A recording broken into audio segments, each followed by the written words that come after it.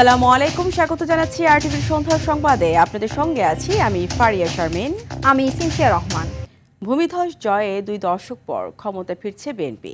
জনতার রায়ে প্রধানমন্ত্রী হচ্ছেন তারেক রহমান। ভোটের মাধ্যমে আগামী 5 বছরের জন্য জনগণ বিএনপিকে দেশ পরিচালনার দায়িত্ব দিয়েছে উল্লেখ করে দলটির নির্বাচন পরিচালনা কমিটির প্রধান নজরুল ইসলাম খান বলেন, সরকার গঠন করা এখন সময়ের ব্যাপার মাত্র। মাইদুর রহমান রুবেল জানাচ্ছেন এরই বিস্তারিত। ফলাফল জনাব গণতন্ত্রের মহাসড়কে বাংলাদেশ বহুল প্রতীক্ষিত জাতীয় সংসদ নির্বাচনে ভূমিধস জয় পেয়েছে বিএনপি। একক সংখ্যাগরিষ্ঠতা পেয়ে সরকার গঠন করতে যাচ্ছে দলটি। তারেক রহমানের নেতৃত্বে সরকার গঠন নিশ্চিত হওয়ায় প্রধানমন্ত্রী হতে যাচ্ছেন তিনি। সর্বশেষ প্রাপ্ত বেসরকারি ফলাফলে 297 আসনের মধ্যে 213টিতে বিএনপি জোট, 76টিতে জামায়াত জোট ও স্বতন্ত্র সহ অন্যান্য প্রার্থীরা 8টি আসনে জয়লাভ করেছেন।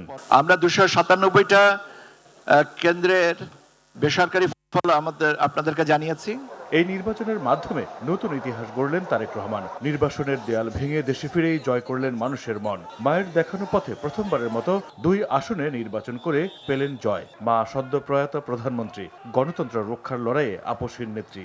আর বাবা ছিলেন বাংলাদেশের রাষ্ট্রপতি জিয়াউর রহমান। বিতর্কের ঊর্ধ্বে থেকে রাষ্ট্র পরিচালনা করে কুড়িয়েছেন মানুষের ভালোবাসা। ফলাফল প্রকাশের পর অপেক্ষা এখন সরকারি গেজেট প্রকাশের। 15 কিংবা 16 ফেব্রুয়ারি হতে পারে নতুন সরকারের শপথ। সরকার গঠন হলে রমজানের শুরুতেই মন্ত্রিপরিষদ গঠন করবে বিএনপি। নির্বাচন কমিশনে সাংবাদিকদের সাথে আলাপকালে নজরুল ইসলাম খান বলেন, 2/3 বেশি আসনে মানুষের রায় পেয়েছে বিএনপি। সরকার গঠনের অপেক্ষায় এখন তারা। 2/3 বেশি আসনে বিএনপি বিজয়ী হয়েছে এবং বিএনপির সঙ্গে যারা যুক্ত ছিলেন জোটে তাদেরও অনেকেই বিজয়ী হয়েছেন। কাজে আমরা মনে করি যে এর মাধ্যমে জনগণ আগামী 5 বছর বাংলাদেশের জনগণের কল্যাণের দায়িত্ব তারা বিএনপি এবং বিএনপির নেতা জনাব তারেক রহমানের উপর অর্পণ করেছেন। আর ঠাকুরগাঁয়ে দলটির মহাসচিব মির্জা ফখরুল ইসলাম আলমগীর বলেছেন, এই বিজয় দেশের মানুষের। উগ্রতার জন্য ইতিমধ্যে জনগণ জামায়াতকে পরিহার করেছে। বিএনপি সবসময় জনগণের সঙ্গে থেকেছে, জনগণের রাজনীতি করেছে। জনগণ তাদেরকে আবারও সুষ্ঠু, সৎ এবং কল্যাণমূলক রাজনীতির মধ্যে দিয়ে সমস্ত অপপ্রবণতাগুলোকে রুখে দিতে সক্ষম হবে। ফ্যাসিস্টদের বিরুদ্ধে যারা রাস্তায় যুগপৎ আন্দোলন করছেন তাদেরকে সঙ্গে নিয়ে আমরা নির্বাচন করেছি এবং তাদেরকে সঙ্গে নিয়ে ইনশাআল্লাহ আমরা সরকার গঠন করব। কল্যাণমুখী রাজনীতির মধ্য দিয়ে বিএনপি সব অপপ্রবণতাগুলো রুখে দিতে সক্ষম হবে বলেও মনে করেন বিএনপির এই মহাসচিব। মাইদুর রহমান রুবেল, আরটিভি, ঢাকা। দীর্ঘ 1.5 যুগ পর নির্বাচন ঘিরে রাজনৈতিক মহলে ছিল ভিন্ন আবহ। ভোটের মাঠের প্রতিপক্ষ দলগুলোর গণতান্ত্রিক লড়াইয়ে উৎসবের আমেজই বলে দেয় ভোটাধিকার প্রয়োগে আকুতি ছিল কতদিনের। তাই 12 ফেব্রুয়ারি নির্বাচন ঘিরে সবার আগ্রহে যোগ হয় ভিন্ন মাত্রা। সব ফ্যাসিবাদের কবর রচনা করে তুমুল ভোটে জয়ী হলো হ্যাঁ ভোট। আরও জানাচ্ছেন শাকিলা করিম। দেশব্যাপী 299 আসনে 50টি দল থেকে 2/3 আসন পেয়ে 213টি আসন নিয়ে জয়ের মালা বিএনপির ঘরে। অন্যদিকে জামায়াতকে 77 আসনে সন্তুষ্ট হতে হচ্ছে। এর মধ্যে এনসিপি 6, বাংলাদেশ খেলাফত মজলিসের 2 সহ ইসলামী আন্দোলন বাংলাদেশ, বাংলাদেশ জাতীয় পার্টি, বিজেপি, খেলাফত মজলিস, গণসংহতি ও গণ অধিকার 1টি করে আসন পেয়েছে। এই তালিকায় স্বতন্ত্র প্রার্থী 7 জন। 5.9% ভোট পড়েছে। যে দুটো আসনের আমরা আদালতের নির্দেশনার কারণে আমরা আপনাদের সাথে শেয়ার করছি না, ওখানে তো গণভোটের উপরে কোনো কিছু বলে নাই, সেই জন্য আপনার সংখ্যাগতভাবে এইটা এসছে। অন্যদিকে গণভোটে কাস্টিং 60.26%, যেখানে হ্যাঁর পক্ষে 4,80,00,000-এর বেশি সহ নায়ের পক্ষে অবস্থান 2,25,00,000 ভোটারের। পরিবর্তনের পক্ষে হ্যাঁ ভোটে ভোট দিয়েছেন 4,80,74,429 জন, না 2,25,65,627।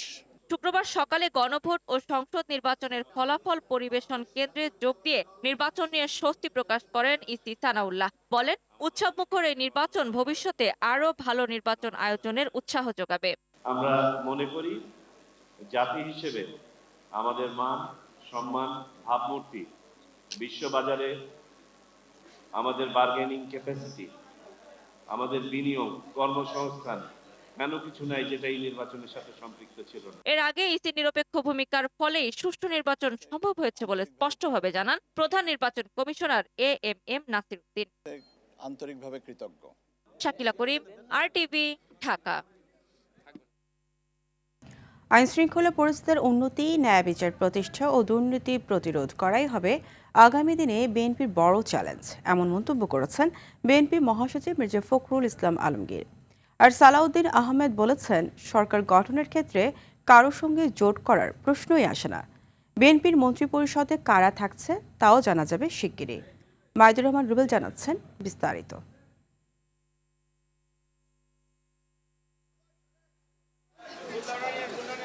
বিজয় নিয়ে নিজ নির্বাচনী এলাকা ঠাকুরগাঁও থেকে ফিরে শাহজালাল আন্তর্জাতিক বিমানবন্দরে সাংবাদিকদের মুখোমুখি বিএনপি মহাসচিব।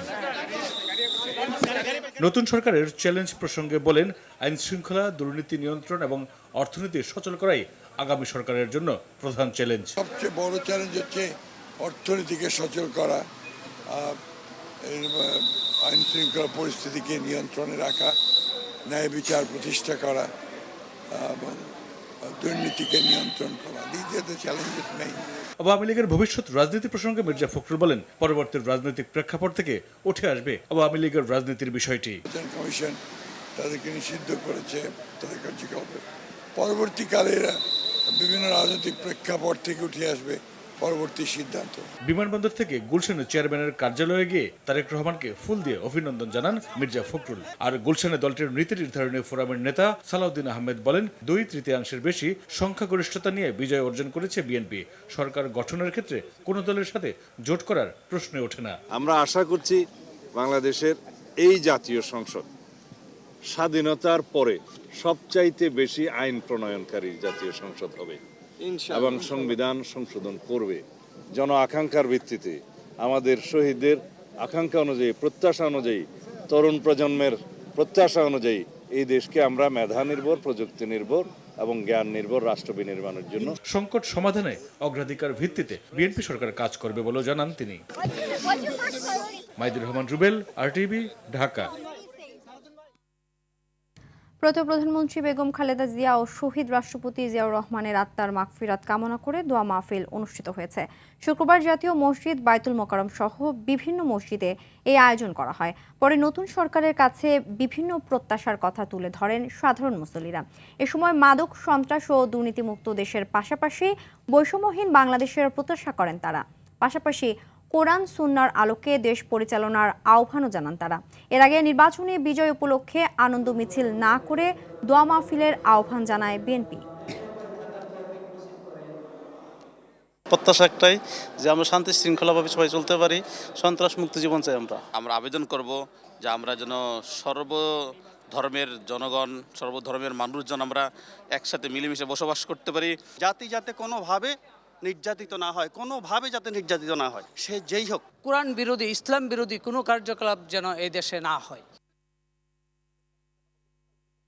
হিংসা, বিদ্বেষ, মনোমালিন্য ভুলে এখন সামনে এগিয়ে চলার কথা বলেছেন বিএনপির স্থায়ী কমিটির সদস্য ডক্টর AZM জাহিদ হোসেন। দুপুরে দিনাজপুরের নবাবগঞ্জ উপজেলার মতিহারার নিজ বাড়িতে সাংবাদিকদের তিনি এই কথা বলেন। আর বিশ্বাস রেখে তাকে ভোট দিয়ে নির্বাচিত করায় জনগণকে ধন্যবাদ জানান তিনি। আগামী দিনে তারেক রহমানের নেতৃত্বে গঠিত সরকারের মাধ্যমে এলাকার মানুষের সমস্যা সমাধানেও আশ্বাস দেন দিনাজপুর 6 আসনের নবনির্বাচিত এই সংসদ সদস্য।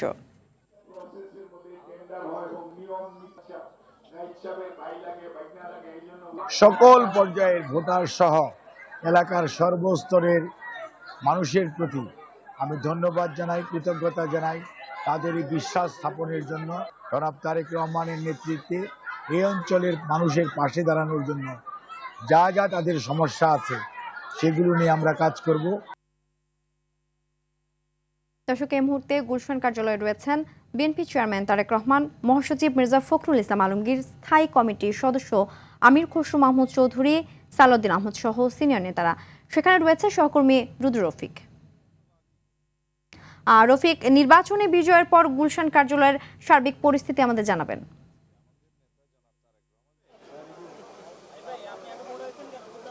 সিনথিয়া, ত্রয়োদশ জাতীয় সংসদ নির্বাচনে 2/3-এরও বেশি আসন নিয়ে একক সংখ্যাগরিষ্ঠতা পেয়ে সরকার গঠন করতে যাচ্ছে বিএনপি, যার কারণে আসলে সারা দেশেই উৎসবের আমেজ বিরাজ করছে।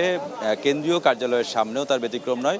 আমরা এসে যেটি দেখেছি যে এই বিএনপি চেয়ারম্যানের কার্যালয়ের সামনে অসংখ্য নেতাকর্মী ভিড় করছেন এবং বিভিন্ন দেশ থেকে, বিভিন্ন জেলা থেকে যারা জয়ী হয়েছেন তারা চেয়ারম্যানের সঙ্গে দেখা করছেন। এছাড়াও যারা পরাজিত হয়েছেন তারাও কেউ কেউ এসেছেন দলীয় চেয়ারম্যানের সঙ্গে দেখা করেছেন। ইতিমধ্যেই কার্যালয়ে রয়েছেন বিএনপি মহাসচিব সহ স্থায়ী কমিটির সদস্য সালাউদ্দিন আহমেদ, আমির খসরু মাহমুদ চৌধুরী, নজরুল ইসলাম খান সহ সিনিয়র নেতারা। আসলে ভিতরে এখন এই চেয়ারম্যানের কার্যালয়ের সামনে একটি বিষয় আসলে আলোচনা, সেটি হচ্ছে কবে শপথ নেবেন এই নতুন সরকার এবং শপথ নিলে এই সরকারের মন্ত্রিপরিষদে কারা থাকছেন সে বিষয়ে আসলে এই এলাকায় আসলে চাউর হয়ে রয়েছে কথাবার্তা, এগুলো নিয়ে নানা ধরনের গুঞ্জন চলছে। আপনাকে একটু জানিয়ে রাখি, সংবিধানের 148 ধারা অনুযায়ী গেজেট প্রকাশ হওয়ার পর 3 দিনের মধ্যে আসলে নতুন সরকারের শপথ গ্রহণ করতে হয়।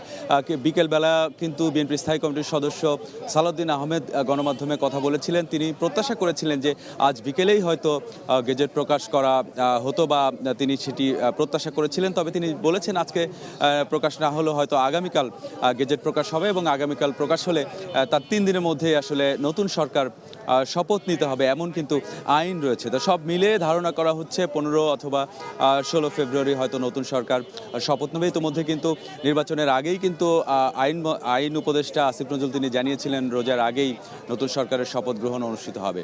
সব মিলিয়ে বিএনপি এই চেয়ারম্যানের কার্যালয়ের সামনে এখন উৎসবের আমেজ বিরাজ করছে। ভিতরে নেতারা রয়েছেন, বিএনপির প্রধান রয়েছেন। আগামীতে সরকার গঠন নিয়ে আসলে ভিতরে হয়তো আলোচনা হচ্ছে এবং সরকারে কারা মন্ত্রী পরিষদে থাকবেন, প্রক্রিয়াটা কি হবে, সব মিলিয়ে হয়তো এসব বিষয়ে আলোচনা হচ্ছে। আমরা অপেক্ষা করছি চেয়ারম্যানের কার্যালয়ের সামনে, নেতারা হয়তো বের হলে আমরা এই বিষয়ে তাদের কাছ থেকে জানার চেষ্টা করব। সিনথিয়া, ধন্যবাদ। বাংলাদেশের জাতীয় নির্বাচনে বিএনপি নিরঙ্কুশ বিজয়ে দলটির চেয়ারম্যান তারেক রহমানকে অভিনন্দন জানিয়েছেন বিশ্ব নেতারা। এ সময় বাংলাদেশে গণতান্ত্রিক সরকার প্রতিষ্ঠায় ত্রয়োদশ জাতীয় সংসদ নির্বাচনে বিজয়ী হওয়ায় তারেক রহমানের সঙ্গে কাজ করার প্রত্যাশা ব্যক্ত করেন তারা। আরও জানাচ্ছেন ইমতিয়াজ আহমেদ। বাংলাদেশের ত্রয়োদশ জাতীয় সংসদ নির্বাচনে বেসরকারিভাবে প্রাপ্ত ফলাফলে বিএনপির নিরঙ্কুশ বিজয়ে সকাল থেকে বিভিন্ন মাধ্যমে দলের চেয়ারম্যান তারেক রহমানকে অভিনন্দন জানিয়েছে যুক্তরাষ্ট্র ও চীনা দূতাবাস সহ ভারত ও পাকিস্তানের প্রেসিডেন্ট ও প্রধানমন্ত্রী। শুক্রবার সকাল থেকে মার্কিন দূতাবাসের ভেরিফাইড ফেসবুক পেজে দেয়া পোস্টে শুভেচ্ছা জানানো হয়। পোস্টে বিএনপি এবং তারেক রহমানকে তাদের ঐতিহাসিক বিজয়ে শুভেচ্ছা জানিয়ে দুই দেশের সমৃদ্ধি ও নিরাপত্তার অভিন্ন লক্ষ্য বাস্তবায়নে বাংলাদেশের সঙ্গে কাজ করার আগ্রহ জানিয়েছে মার্কিন দূতাবাস।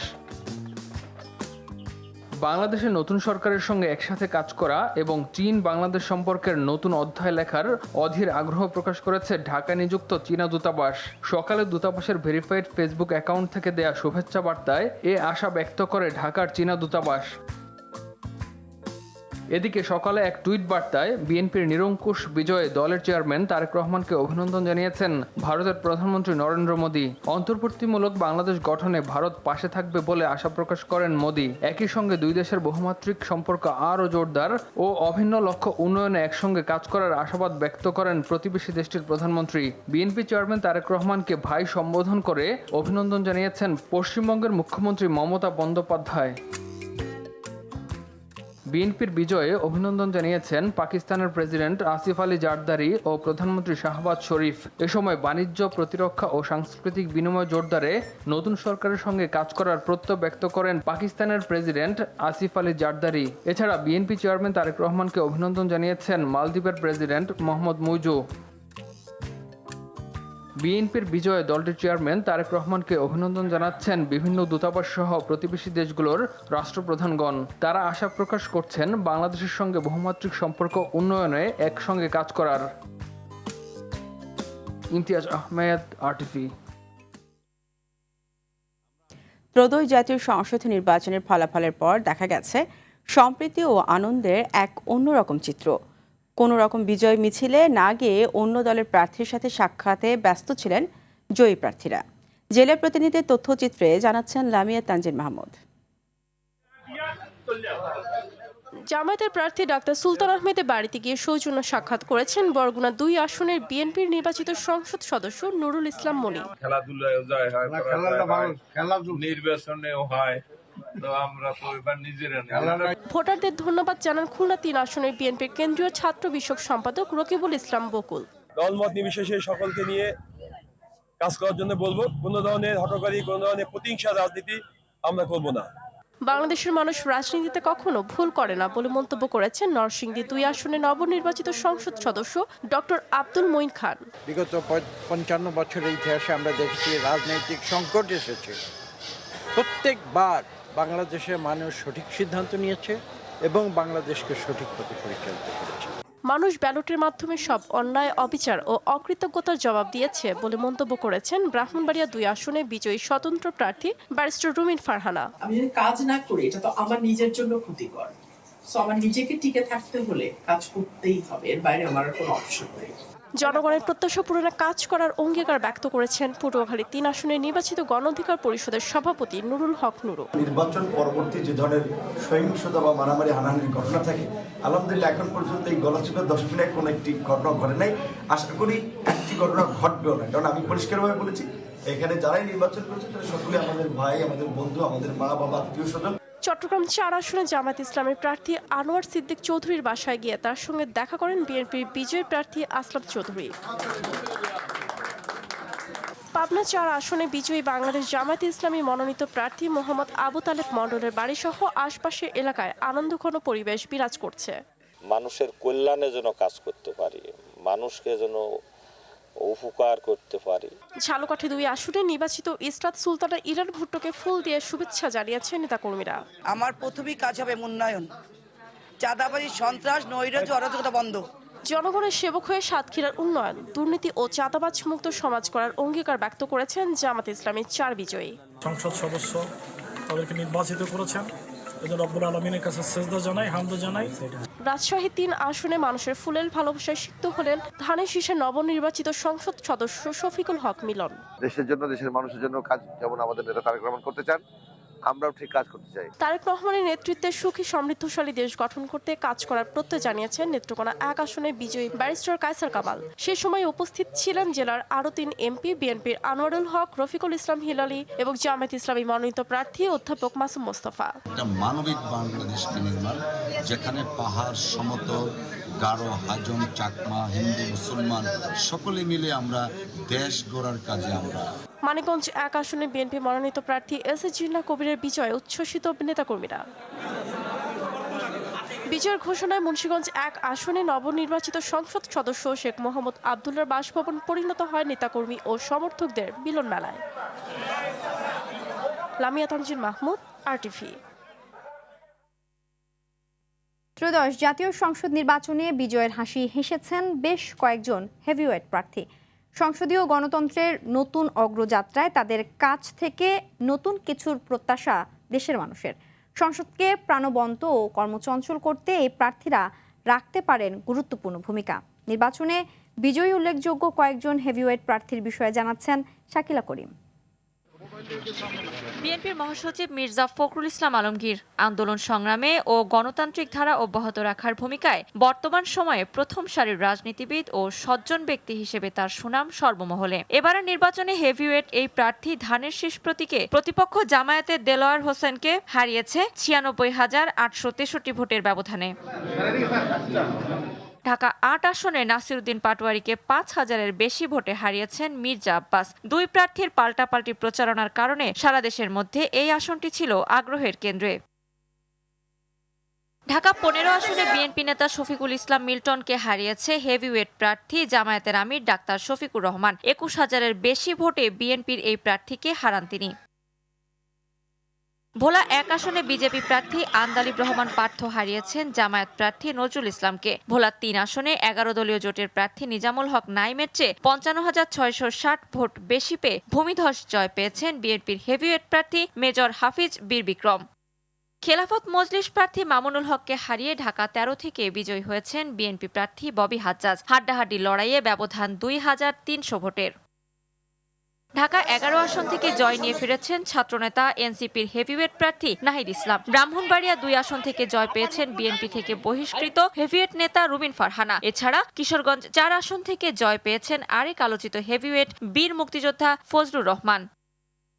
এদিকে 17 বছর কারাবন্দী থাকার পরও টাঙ্গাইল 2 আসন থেকে ত্রয়োদশ সংসদ নির্বাচনে বাজিমাত করেছেন বিএনপির ভাইস চেয়ারম্যান আব্দুস সালাম পিন্টু। দেশের সব আসনে বিজয়ীদের মধ্যে সর্বোচ্চ ব্যবধানে জিতেছেন তিনি। 138টি কেন্দ্রের সবকটিতে বিজয়ী হওয়ার পাশাপাশি প্রতিদ্বন্দ্বী প্রার্থীর কেন্দ্রেও দ্বিগুণ ভোট পেয়েছেন আব্দুস সালাম পিন্টু। শাকিলা করিম, RTV, ঢাকা। নির্বাচন পরবর্তী পরিস্থিতি নিয়ে নির্বাহী কমিটির বৈঠকে বসেছে জামায়াত ইসলামী। দলের সহকারী সেক্রেটারি জেনারেল এহসানুল মাহবুব জুবায়ের জানান, জোটের শরিক দলগুলোর সঙ্গেও আলোচনা করা হবে এবং জোটের পক্ষ থেকেও আনুষ্ঠানিক বক্তব্য জানানোর কথা বলেন তিনি।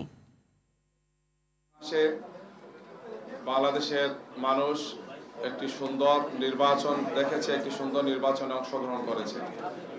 সেই নির্বাচন সম্পন্ন হয়েছে এবং এই নির্বাচনের ফলাফল জাতির সামনে আসছে। জনাব ডাক্তার শফিকুর রহমান আমাদের কেন্দ্রীয় নির্বাহী পরিষদের বৈঠক ডেকেছেন। বেলা 5টায় এই বৈঠকটি আরম্ভ হয়েছে। এই বৈঠকের উদ্দেশ্য হচ্ছে গতকালকে যে নির্বাচনটি অনুষ্ঠিত হয়েছে সেই নির্বাচন সম্পর্কে বাংলাদেশ জামায়াত ইসলামীর পক্ষ থেকে পর্যালোচনা, পর্যবেক্ষণ এবং এই ব্যাপারে আমাদের পরবর্তী করণীয়। এদিকে আলোচনায় থেকেও হেরেছেন বিএনপি, জামায়াত, এনসিপি সহ অনেক হেভিওয়েট প্রার্থী। যেসব আসনে সমীকরণ মেলানো ছিল কঠিন, সেখানে কম ব্যবধানে হেরে যাওয়া এখন আলোচনার কেন্দ্রে। আলোচিত এমন কয়েকজন প্রার্থীর কথা জানাচ্ছেন বিলাল হোসেন।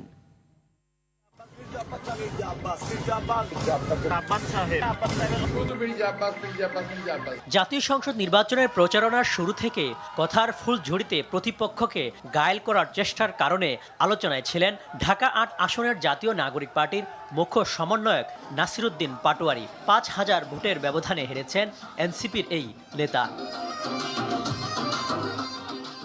জুলাই গণঅভ্যুত্থানের নেতৃত্ব থেকে গড়ে ওঠা এনসিপির উত্তরাঞ্চলের মুখ্য সংগঠক সার্জিস আলমও ছিলেন আলোচনায়। পঞ্চগড় 1 থেকে ৮,০০০ ভোটে পরাজিত হয়েছেন সার্জিস। খুলনা 5 আসনে ২,৭০২ ভোটে পরাজিত হয়েছেন বাংলাদেশ জামায়াত ইসলামীর সেক্রেটারি জেনারেল মিয়া গোলাম পরোয়ার। সুনামগঞ্জ 2 আসনে জামায়াতের হেভিওয়েট প্রার্থী অ্যাডভোকেট শিশির মনির হেরেছেন ৪০,০০০ ভোটে। কক্সবাজার 2 আসনে বড় ব্যবধানে হেরেছেন জামায়াত ইসলামের সহকারী secretary general AHM Hamidur Rahman Azad. Dhaka 16 আসনে ২৫০০ ভোটের ব্যবধানে হেরেছেন বিএনপির হেভিওয়েট প্রার্থী ঢাকা মহানগর উত্তর বিএনপির আহ্বায়ক আমিনুল হক। ঢাকা 12 আসনে ২২,৮১০ ভোটে পরাজিত হয়েছেন বিএনপির জোট সমর্থিত বাংলাদেশ বিপ্লবী ওয়ার্কার্স পার্টির সাধারণ সম্পাদক সাইফুল হক। ঢাকা 13 আসনে ৩,৭১২ ভোটে হেরেছেন বাংলাদেশ খেলাফত মজলিসের আমির মাওলানা মামুনুল হক। আলোচিত ব্রাহ্মণবাড়িয়া 2 আসনে ৩৮,০০০ ভোটে হেরেছেন জমিয়তে উলামায়ের মাওলানা জুনাইদ আল হাবিব।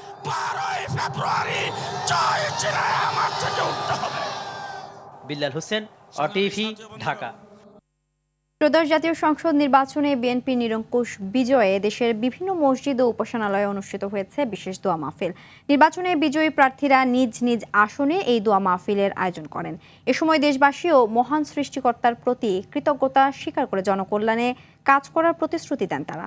প্রতিনিধিদের পাঠানো তথ্যচিত্রে জানাচ্ছেন সাকিব আল হাসান। নিরঙ্কুশ বিজয়ে আনন্দ মিছিল ও সভা সমাবেশের পরিবর্তে দোয়া ও মোনাজাত অনুষ্ঠানের কেন্দ্রীয় সিদ্ধান্তে দেশ জুড়ে বিশেষ দোয়া ও মিলাদ মাহফিলের আয়োজন করেন বিএনপির নেতাকর্মীরা। জুমার নামাজ শেষে ছাগলনাইয়া কেন্দ্রীয় জামে মসজিদে দোয়া ও মোনাজাতের আয়োজন করেন ফেনী 1 আসনে নির্বাচিত সংসদ সদস্য রফিকুল আলম মজনু। কে ভোট দিল আর কে ভোট দিল না, আমি বিশ্বাস করি সবাই আমাকে ভোট দিয়েছে, আমি ভোট পেয়েছি।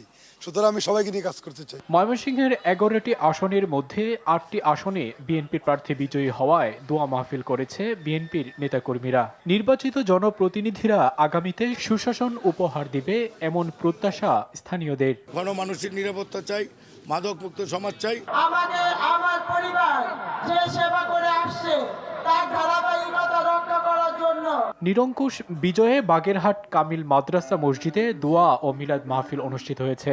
আর এই জয় আমাদের জাতীয়তাবাদী দলের নয়, এই জয় বাংলাদেশের জনগণের। দিনাজপুরের দক্ষিণ বালুবাড়ি জামি মসজিদে দোয়া মাহফিলে অংশ নেন দিনাজপুর 3 আসনে বিএনপির বিজয়ী প্রার্থী সৈয়দ জাহাঙ্গীর আলম। নির্বাচনে বিজয়ী হয়ে দেশনেত্রী বেগম খালেদা জিয়ার বিদেহী আত্মার মাগফিরাত কামনায় ঝালকাঠিতে দোয়া ও মোনাজাত অনুষ্ঠিত হয়েছে। আসলে আজকের যে বিজয়, এ বিজয় রাজাপুর কাঠালিয়ার প্রত্যেকটি মানুষের। এছাড়া নারায়ণগঞ্জ, দিনাজপুরের হিলি ও নাটোর সহ দেশের বিভিন্ন আসনে দোয়া মাহফিল অনুষ্ঠিত হয়েছে। সাকিব আল হাসান, RTV। পরিবর্তনের বার্তা নিয়ে ত্রয়োদশ জাতীয় সংসদ নির্বাচনে এবার জয় ছিনিয়ে আনলেন বেশ কয়েকজন আলোচিত তরুণ। বিএনপি জামাত উভয় জোট থেকেই বিজয়ী হয়েছেন তরুণরা। চমক দেখিয়েছেন নারী নেত্রীরাও। সরাসরি প্রতিদ্বন্দ্বিতায় এবার বিজয়ী হয়েছেন 7 নারী। অনেকেই ধরে রেখেছেন পিতার আসন। নতুন পুরনো সমন্বয়ে গঠন হতে যাওয়া সংসদ কতটা শক্তিশালী হয় সেটি এখন দেখার অপেক্ষা। সাদিয়া কানিজের রিপোর্ট। নির্বাচনে জয়ী হয়ে বিএনপি সহ বিভিন্ন রাজনৈতিক দলের নবীন নেতারা প্রথমবারের মতো সংসদে প্রতিনিধিত্ব করতে যাচ্ছেন। বিএনপি থেকে নির্বাচনে অংশ নিয়ে বিজয়ী হয়েছেন ঢাকা 6 আসন থেকে পরিচিত মুখ ইশরাক হোসেন, ঢাকা 13 থেকে ববি হাজ্জাজ, চট্টগ্রাম 7 আসন থেকে হুমাম কাদের চৌধুরী। এছাড়া বিএনপির তরুণ নেতা চট্টগ্রাম 10 থেকে সাইদ আল নোমান, বরিশাল 4 থেকে রাজীব আহসান ও গাজীপুর 2 থেকে মঞ্জুরুল করিম রনিও জয় পেয়েছেন। নতুন বন্দোবস্তের বার্তা নিয়ে জুলাই আন্দোলনে সম্মুখ সারিতে অংশ নিয়েছিলেন এনসিপির বিজয়ী নেতারা। তাদের মধ্যে নাহিদ ইসলাম, হাসনাত আব্দুল্লাহ, আক্তার হোসেন ও হান্নান মাসুদ অন্যতম। তারুণ্যের ব্যালট বিপ্লবে নিকটতম প্রতিদ্বন্দ্বীর সঙ্গে বিশাল ব্যবধানে জিতেছেন কেউ কেউ। ধন্যবাদ জানাচ্ছি। রেকর্ড পরিমাণ ভোট পেয়ে কুমিল্লা 4 আসন থেকে বিজয়ী হয়েছেন হাসনাত আব্দুল্লাহ। রংপুর 4 আসন থেকে প্রায় 1.5 লাখ ভোট পেয়ে বিজয়ী হয়েছেন আক্তার হোসেন। নাহিদ ইসলাম তার নিকটতম প্রতিদ্বন্দ্বী থেকে প্রায় 2000 বেশি ভোট পেয়ে ঢাকা 11 আসন থেকে বিজয়ী হয়েছেন। এদিকে 7 জন নারী নেত্রী এবার বিজয়ের মালা ছিনিয়ে এনে প্রতিনিধিত্ব করতে যাচ্ছেন সংসদে। অভিজ্ঞতা ও তারুণ্যের সমন্বয়ে গঠন হতে যাওয়া সংসদ জনগণের প্রত্যাশা কতটা পূরণ করতে পারবে সেদিকেই এখন সবার নজর। সাদিয়া কানিজ, RTV, ঢাকা। সরকার, সেনাবাহিনী সহ আইনশৃঙ্খলা বাহিনী এবং নির্বাচন কমিশন এবং রাজনৈতিক দলের সহনশীল আচরণে সুষ্ঠু ও শান্তিপূর্ণ ভোট হয়েছে বলে মন্তব্য করেন বিশেষজ্ঞরা।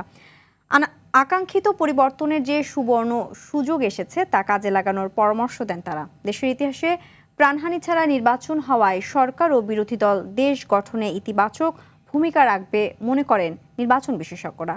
তহিদুর রহমানের রিপোর্ট। ডক্টর মোহাম্মদ ইউনূস ক্ষমতা গ্রহণের পর থেকেই আলোচনা ছিল নির্বাচন কি আদৌ হচ্ছে, এমনকি তফসিল ঘোষণার পরও নির্বাচন নিয়ে নানা আলোচনা সমালোচনার পর শেষ পর্যন্ত দেশের ইতিহাসে অন্যতম সুষ্ঠু ও শান্তিপূর্ণ নির্বাচন উপহার দিল অন্তর্বর্তী সরকার। দেশের সংস্কৃতিতে প্রাণহানি, মারামারি ছাড়া নির্বাচন অনুষ্ঠিত হওয়া অনেকটা কল্পনার বাইরে। ত্রয়োদশ নির্বাচন যেন বাংলাদেশকে নতুন করে জাগিয়ে দিয়েছে যে শান্তিপূর্ণ উপায়েও জাতীয় নির্বাচন সম্ভব। মানুষের এই যে বাড়ি যাওয়ার সাথে মানুষ ঈদের আনন্দকে কম্পেয়ার করছে, ঈদের আগেও ঠিক এইভাবে হয়। সবচেয়ে বড় যেটা ক্রেডিট এবারকার সরকার, আইন শৃঙ্খলা বাহিনী এবং ইলেকশন কমিশন নিতে পারে, সেটা এই ইলেকশনের দিনে একজন মানুষেরও প্রাণহানি ঘটেনি। বিএনপি ভূমিধর বিজয়ের পেছনে অনেকগুলো কারণ। একটা কারণ তো যে মানুষ পরিবর্তন চায়। খালেদা জিয়ার প্রতি মানুষের যে ভালোবাসা, শ্রদ্ধাবোধ এবং তারেক জিয়ার প্রতিও মানুষ আশাবাদী হতে চেয়েছে।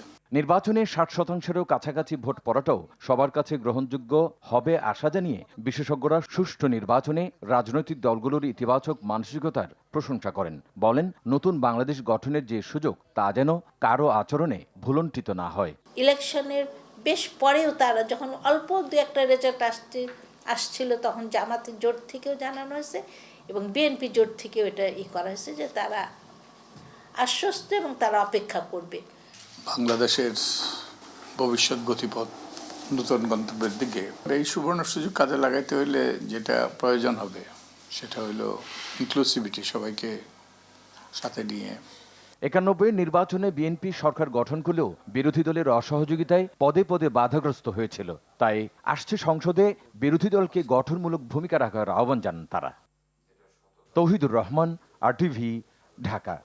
পরিবেশ আইন লঙ্ঘন করে দিনাজপুরে গড়ে উঠেছে অসংখ্য ইটভাটা।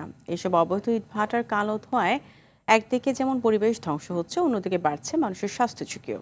পরিবেশ অধিদপ্তর বলছে, জেলার 13 উপজেলায় 250-এরও বেশি ইটভাটা রয়েছে, যার মধ্যে 185-টির কোনো বৈধতা নেই। দিনাজপুর থেকে আনিস হোসেন দুলালের তথ্যচিত্রে জানাচ্ছেন লিওন আজাদ। দিনাজপুরে অবৈধ ইটভাটার বিষাক্ত ধোঁয়ায় জ্বলসে যাচ্ছে ফসলি জমি, নষ্ট হচ্ছে পরিবেশ। প্রশাসনের নাকের ডগায় চলছে এসব রমরমা ব্যবসা, উপেক্ষিত পরিবেশ অধিদপ্তর। জেলার 13টি উপজেলার 185টি ইটভাটার নেই কোনো বৈধ কাগজপত্র। শেতাবগঞ্জ উপজেলায় 19টি ইটভাটার মধ্যে 14টি ইটভাটা বৈধ না হলেও কাঠ পুড়িয়ে ভাটার কার্যক্রম সচল রেখেছে মালিকপক্ষ। অন্যদিকে এই উপজেলায় MST-1, MST-2 সহ অসংখ্য ভাটার মালিকরা পরিবেশ অধিদপ্তরকে বৃদ্ধাঙ্গুলি দেখিয়ে চালাচ্ছে এসব ভাটা। স্থানীয়দের অভিযোগ, ইট ভাটার কালো ধোঁয়ায় হুমকির মুখে জনস্বাস্থ্য ও পরিবেশ প্রকৃতি। গাছপালা একটু হচ্ছে না, আর বিভিন্ন ফল আসছে না, আমের ফল আসছে না। খুব অসুবিধার মধ্যে আছি, চোখে ছাই পড়লে চোখে দেখতে পারি না, চশমা চোখে দিয়ে বেড়াইতে হচ্ছে। ফসলের কালো হয়ে যাচ্ছে, গাছপালা কালো ছাই চোখে পড়তেছে। যখন আমরা এই রাস্তা দিয়ে চলাফেরা করি, চোখের সমস্যা হচ্ছে এই ধুলাবালুর কারণে। 26 সালের পরে এ ধরনের কোনো ইট ভাটা থাকবে না বলে জানান পরিবেশ অধিদপ্তরের সহকারী পরিচালক। গত 2 মাসে 5টি অভিযান করছি ইট ভাটার উপরে। আপনার প্রায় 17টি ইট ভাটায় আমাদের অভিযান করা হয়েছে। আমরা অর্থদণ্ড করছি, তাৎক্ষণিক আদায় করা হয়েছে। কিছু ইট ভাটার আমরা চিমনি ভেঙে দিছি, কিরণ ভেঙে দেওয়া হয়েছে। অনেক ইট ভাটায় হচ্ছে আমাদের কাঁচা ইট বিনষ্ট করে দেওয়া হয়েছে। পরিবেশ, জলবায়ু ও উন্নয়নের স্বার্থে এই প্রতারণামূলক ও পরিবেশঘাতী ব্যবসা বন্ধ করা জরুরি। অবিলম্বে সংশ্লিষ্ট কর্তৃপক্ষের এই অবৈধ ইটভাটাগুলোর বিরুদ্ধে আইনানু ব্যবস্থা গ্রহণ করা উচিত বলে মত সচেতন মহলের। Leon Azad, RTV। দক্ষিণাঞ্চলের ঐতিহ্যবাহী বিদ্যাপীঠ বরগুনার আমতলী সরকারি কলেজে নেই ছাত্রাবাস। নানা দুর্ভোগ ও বাড়তি ব্যয়ের বোঝা নিয়ে ছাত্রছাত্রীদের থাকতে হচ্ছে আশপাশের ভাড়া বাড়ি অথবা মেসে। এ কারণে বছর বছর কমছে শিক্ষার্থীর সংখ্যা। কলেজ কর্তৃপক্ষ বলছে, ছাত্রাবাসের জন্য শিক্ষা প্রকৌশল অধিদপ্তরে আবেদন করা হয়েছে। বরগুনার আমতলী থেকে সংবাদদাতার পাঠানো তথ্যচিত্রে আরও জানাচ্ছেন লিওন আজাদ। 1969 সালে বরগুনার প্রত্যন্ত অঞ্চলে প্রতিষ্ঠিত হয় আমতলী ডিগ্রি কলেজ। 3 বছর পর কলেজের পশ্চিম পাশে নির্মাণ করা হয় 4 কক্ষের একটি ছাত্রাবাস। তবে 2007-এর সিডরে লন্ডভন্ড হয়ে যায় ভবনটি। এরপর 19 বছর পেরিয়ে গেলেও নেওয়া হয়নি সংস্কারের কোনো উদ্যোগ। 2016 সালে কলেজটিকে জাতীয়করণ করা হয়, তবে আবাসন সুবিধা না থাকায় প্রতিনিয়ত কমছে শিক্ষার্থীর সংখ্যা। অন্যদিকে বিপাকে পড়ছেন দূর দূরান্ত থেকে এসে ভর্তি হওয়া শিক্ষার্থীরা। অনেকে প্রত্যন্ত গ্রাম থেকেও আসে, সো অনেক সময় যেটা হয় এই দূর থেকে আসার কারণে তারা সকালবেলা কলেজ আসে, কখনো কখনো নির্দিষ্ট টাইমে পৌঁছাতেও পারে না। আমার অনেক ফ্রেন্ডরাই আছে যে কলেজের বাইরে মানে অনেক উচ্চ মূল্যে তারা বাসা নিয়ে থাকতে আছে, এতে তাদের যাদের সামর্থ্য নাই কিন্তু তারপরও তারা থাকতে আছে, তাদের এতে অনেক সমস্যা হচ্ছে। তারা দূর থেকে আসে, ধরেন পটুয়াখালী থেকে আসে, কলাপাড়া থেকে আসে, ওরা আসার পরে হাজিরা দিয়া চলে যায়। আমাদের কলেজ কর্তৃপক্ষ অবশ্যই এটা ছাত্রীনিবাস বা ছাত্রনিবাস রাখা উচিত। ছাত্রাবাস নির্মাণের জন্য সরকারের কাছে আবেদন জানানো হয়েছে বলে জানান কলেজটির অধ্যক্ষ। সিডরে ছাত্রাবাসটি বিনষ্ট হওয়ার পরে ছাত্রাবাসটি আর চালু করা সম্ভব হয়নি। বর্তমানে আমরা ছাত্রাবাসের জন্য সরকারের নিকট আবেদন করেছি। ভবিষ্যতে যথাযথ ব্যবস্থা গ্রহণ করবেন এই প্রত্যাশা আমরা রাখছি। বর্তমানে কলেজটিতে ৩,০০০-এর মতো শিক্ষার্থী রয়েছে। তাদের আবাসন সংকট কাটাতে প্রশাসনের দ্রুত পদক্ষেপ চান সংশ্লিষ্টরা। Leon Azad, RTV। সন্ধ্যার সংবাদ এ পর্যন্তই। রাতের সংবাদ 11:15টায় দেখার আমন্ত্রণ রইল। ধন্যবাদ সবাইকে।